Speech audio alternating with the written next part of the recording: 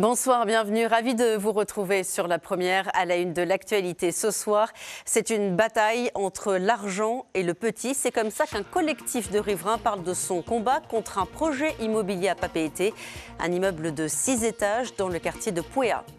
Les hôtels de Moorea font le plein en cette fin d'année. De nombreux touristes américains viennent passer les fêtes au Fénois. C'est plus compliqué, on le verra, pour les pensions de famille. Après 6 années d'augmentation, l'emploi se stabilise. 57,5% de la population en âge de travailler occupe un emploi. Il reste un gros écart entre les hommes et les femmes. On va faire le point sur ces nouveaux chiffres de l'ISPF avec son directeur général, Hugues Horatius Clovis. On va s'inviter ensuite à la table des marquises. Grand festin à Wahuna aujourd'hui dans le cadre du Matava'a. Une journée de préparation avant de pouvoir déguster les plats traditionnels de l'archipel. Des plats qui viennent d'une terre généreuse. Wahuka est connu pour abriter une collection d'agrumes unique au monde. Visite de l'arboretum dans ce journal. Une résidence de 6 étages avec sous-sol, 49 logements, plus de 4000 mètres cubes de déblais. C'est un projet immobilier baptisé Naya à Papeete. Un projet d'ampleur qui ne fait pas l'unanimité. Alihoete Fafana et Marcel Bono. Loin des standards habituels, un salon de coiffure improvisé à l'abri des regards, une salle de sport à ciel ouvert et surtout des copains devenus des frères. C'est dans cette ambiance que Jason a grandi au cœur du quartier de Puea. Pour lui, voir surgir un immeuble de plusieurs étages n'a pas de sens. Sa priorité, améliorer le quotidien des jeunes du quartier. On peut prendre ce terrain pour faire un terrain pour nos quartiers, pour nos jeunes, parce que là, on porte sur la route. Au bord de la route, c'est dangereux. Une salle où on peut tout faire. Muscu, volleyball, futsal, un peu comme à Blue Lagoon. Du côté du collectif, l'incompréhension domine. Ses membres regrettent que la commune n'ait pas acquis ce terrain, justement pour renforcer la qualité de vie du quartier. Pourquoi la mairie n'a pas acheté lorsqu'on sait qu'il y a 3,6 milliards de la caisse de la commune? On aurait dû le faire. Et surtout lorsqu'on apprend que la commune a acheté il y a 2 ans un bâtiment à côté de Jimmy qui a coûté 200 millions. No, oh,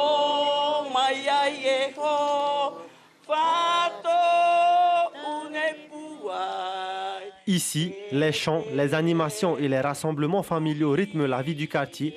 Les habitants craignent que tout cela disparaisse et regrettent surtout de ne pas avoir été consultés avant le lancement du projet.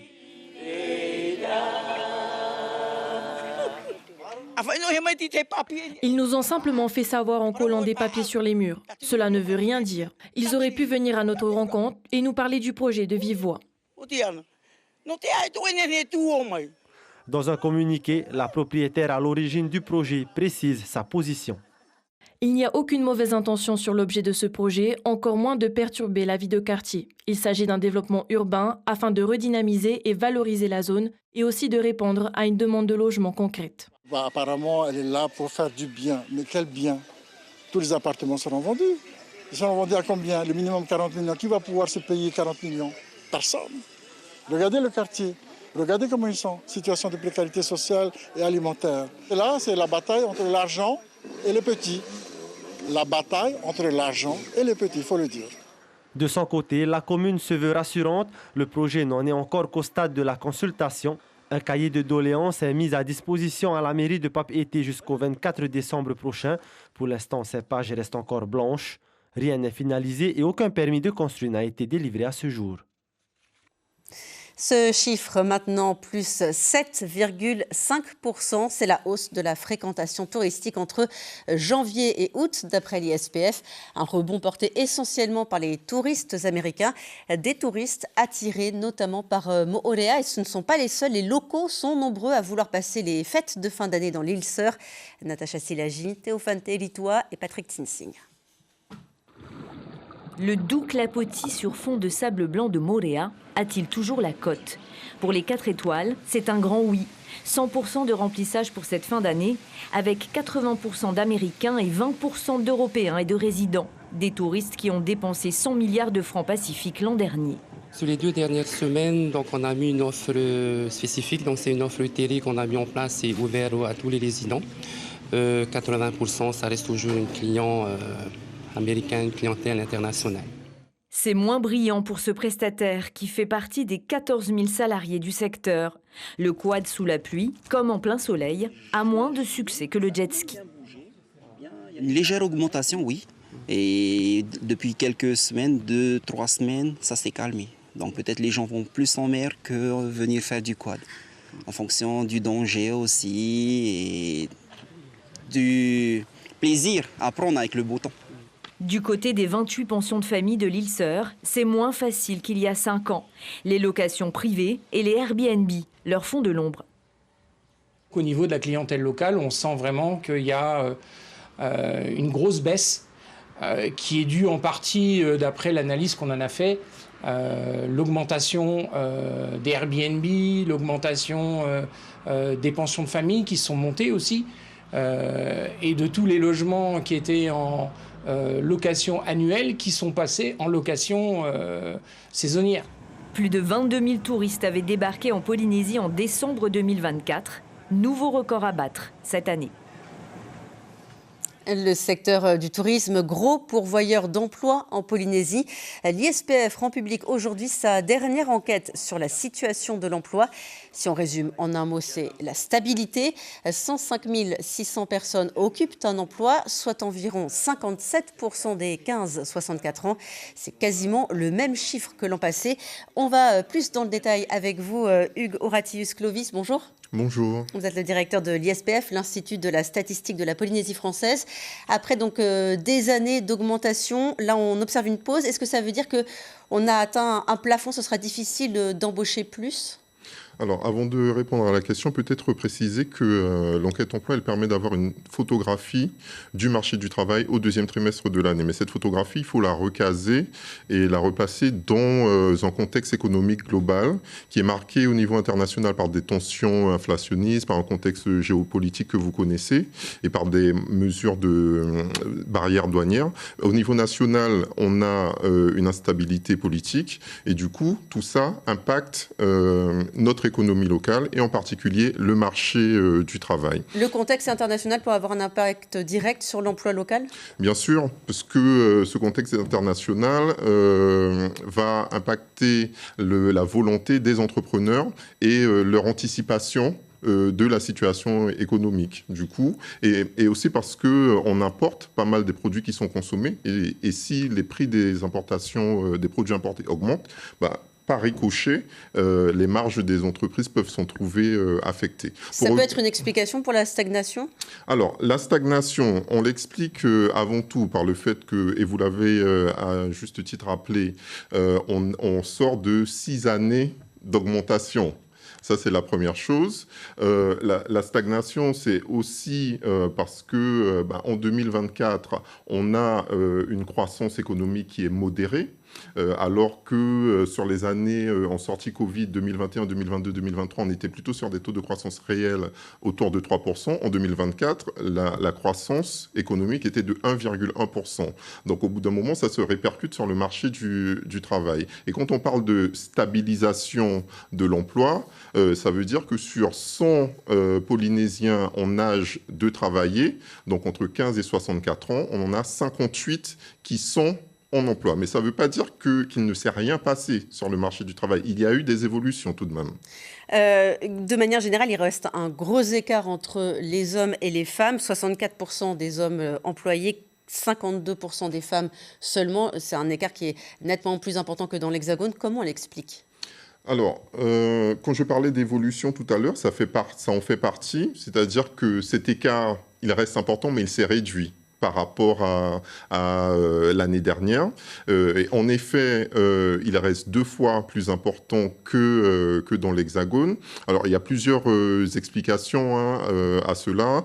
Il y a sans doute un différentiel sur le niveau de diplôme, sans doute une proportion plus forte à s'occuper de la famille ou d'un membre plus âgé et donc du coup, de se mettre un petit peu à l'écart du marché du travail. Du marché du travail. Vous parlez du diplôme, juste en quelques mots, c'est vraiment un élément clé quand on recherche un emploi. Alors, le diplôme reste un atout majeur dans la recherche d'emploi. Il permet une meilleure insertion 84% des diplômés du supérieur en Polynésie française sont en emploi. Voilà, donc pour vous donner un ordre d'idée, c'est à peu près identique à la situation dans l'Hexagone. Et ça, c'est un point fort qu'on peut retenir, c'est avoir un diplôme, ça aide fortement pour s'insérer sur le marché du travail en Polynésie française. Tous les détails de votre dernière étude donc de l'ISPF sont à retrouver sur notre site internet. Merci beaucoup d'être venu sur notre plateau ce soir. Merci à vous. Il est temps maintenant de partir aux Marquises. C'est notre page dédiée au Matava'a.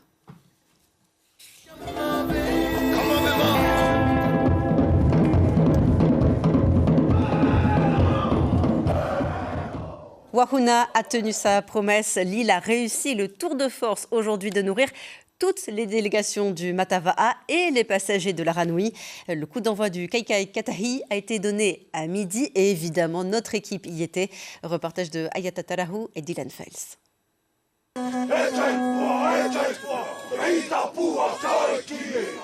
À Uahuka, on ne se contente pas d'ouvrir un four, on le célèbre. Avant même que la terre ne libère son trésor, la danse est là pour appeler le mana et saluer le travail des cuisiniers.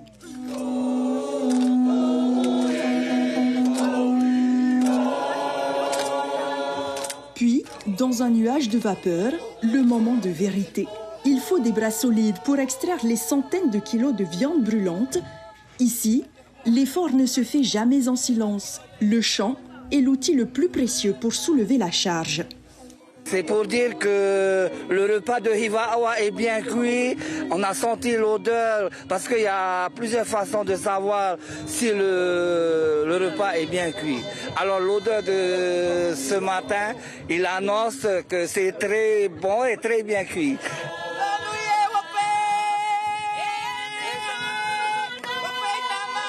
Le cortège s'ébranle. La nourriture est portée en triomphe jusqu'au chapiteau de service.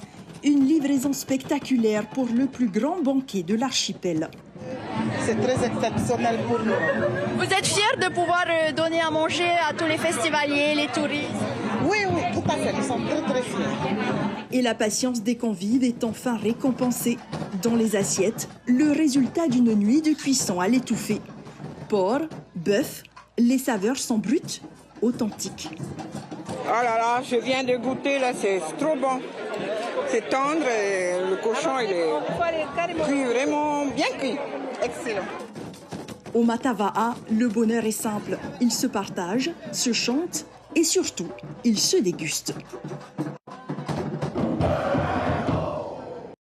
Vous venez de le voir, l'ouverture des fours ici est une véritable cérémonie. Mais attention, dans l'assiette marquisienne, la viande ne se mange pas seule. Il y a un mets appelé le ka'aku, ce plat fabriqué avec le fruit de l'arbre à pain. Et pour en savoir un peu plus, nous accueillons l'un des maîtres de cérémonie, Kauhanui. Kauhanui. Alors, est-ce que vous pouvez nous expliquer comment se prépare ce plat traditionnel? C'est simple. On fait un feu à la tradition. Le feu, il est allumé avec la bourre de coco et 2 morceaux de bambou. Et une fois le feu est allumé, on prend le fruit de l'arbre à pain qui est bien cueilli, qui est arrivé à terme et qui commence à mûrir. On met sur le feu et on attend sa cuisson. Une fois cuit, on enlève la peau, on le pose sur le hoaka à l'aide de pilons de pierre, qui est un outil traditionnel. Il est pilé avec amour. Tu dois donner ton amour et ton temps d'avoir préparé tout ça pour que le kaku est le meilleur à déguster. Et je crois qu'il y a un son aussi particulier lorsque l'on pile le kaku. Ouais, il y a un son et dans la culture, il y a une chanson qui dit le pilon en pierre, Kia tuki kai, kai tuki kai, kai tuki kai. Ça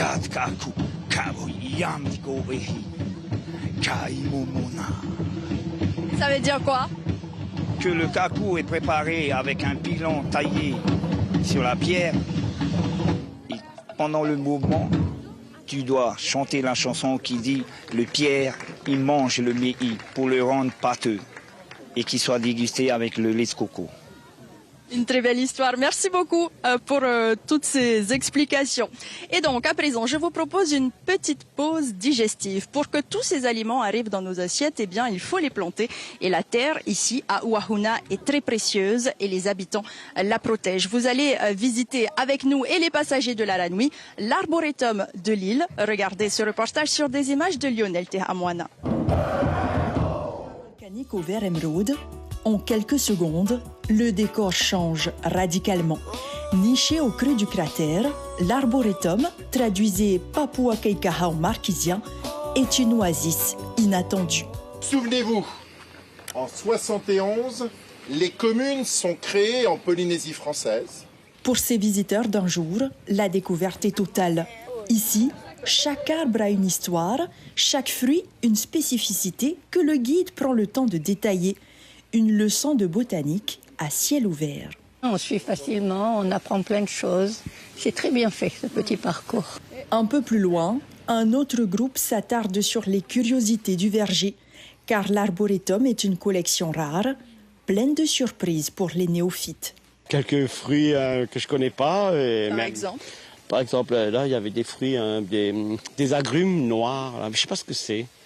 Je découvre, il faut que je demande, je découvre et les variétés de mangue aussi qu'il y a. Vous savez, on est local et je pense que tout ce qui est médicinal, tout ce qui est fruits, de savoir également quand est-ce que ça a été créé, peut-être les sites de ce genre ou planter pourquoi, c'est important de partager. Une pause fraîcheur pour conclure la visite. Cet arboretum, né pour sauvegarder l'histoire végétale de l'île, a rempli sa mission. Les visiteurs repartent désaltérés et surtout conscients que le trésor de Wahuna se trouve aussi dans ses racines. Vous l'aurez compris, ce havre de paix est indispensable pour préserver les ressources de demain. Voilà pour cette journée riche en émotions et en calories. Ce soir, la fête continue avec les prestations de danse très attendues des groupes de Hivaoa et l'île haute, Uahuka. Demain, le Matava attirera déjà sa révérence. Place à la cérémonie de clôture et à la passation du flambeau à la prochaine île qui accueillera le festival dans 2 ans. Et nous serons au rendez-vous, évidemment. À demain. Merci Ayata Tarahou et toute l'équipe. On vous retrouve donc demain pour la dernière journée de ce Festival des Marquises à Wahuna.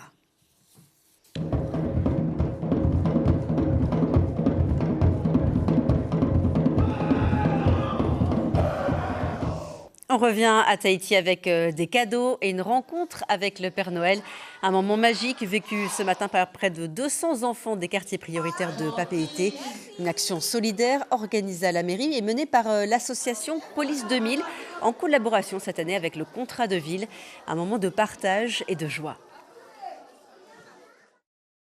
Qu'est-ce que tu as reçu comme cadeau? Lego. Le Lego, oui. Alors, qu'est-ce que tu as reçu comme cadeau? Je sais pas, on va regarder. Non. On peut pas ouvrir. C'est intéressant, c'est de recevoir des cadeaux. Ouais. Nous avons choisi Papeete côté mer, puisque l'année dernière, c'est Papeete côté montagne. Et donc, lorsqu'on dit Papeete côté mer, c'est de Tonoa jusqu'à Polito. Voilà, des jouets. Beaucoup de jouets, avec un gros paquet de friandises offerts par nos partenaires, et puis bien sûr des bonbons comme tous les ans. Le retour des trophées du sport, ça y est, le public peut commencer à voter pour son athlète préféré. Parmi les 6 sélectionnés, Iloha Eshen, Tia Zebrowski et Taina Horst, ainsi que Tamahikili, Benjamin Zorgnotti et Raihao Maio, 6 athlètes qui ont particulièrement brillé ces derniers mois. On n'a que 3 places chez les hommes, 3 places chez les femmes. Donc c'est sûr qu'on ne va pas mettre 2 surfeurs ou 2 footballeurs. Donc on essaye un petit peu de varier. Et puis n'oublions pas qu'il y a tous les autres prix. Donc au total, il y aura 16 trophées cette année. Donc là, justement, on essaie d'équilibrer dans les disciplines. Ces sportifs-là, ce sont des influenceurs positifs de notre société. Donc on en a besoin pour nous inciter à faire du sport, à prendre soin de nous. Donc c'est important. Donc c'est vraiment ça qui motive les trophées du sport. Et la cérémonie de remise des prix aura lieu le 17 février. Il y a donc 2 mois pour voter. L'an dernier, c'est Kaolivast qui avait reçu le prix du public. L'information principale de ce journal, des riverains du quartier Puea à Papeete se mobilisent contre un projet d'immeuble. Un projet qui risque de mettre en péril leur vie de quartier. Selon eux, la propriétaire du terrain assure que son immeuble permettra de répondre à une demande de logement. Le cirque de Samoa revient bientôt à Tahiti. Dans la troupe, il y a une jeune Calédonienne, Sacha, danseuse aérienne, qui va réaliser son rêve, se produire devant le public tahitien. Toutes les précisions sont à lire sur notre site internet. À suivre sur la première, le magazine Pawaura et 2 épisodes de la série L'Intruse. Demain soir et ces prochains jours, vous aurez le plaisir de retrouver Cybèle Plichard pour vos journaux. On se quitte sur des images du Matava'a. On en profite jusqu'au bout de ce festival des Marquises. Excellente soirée à tous et à bientôt.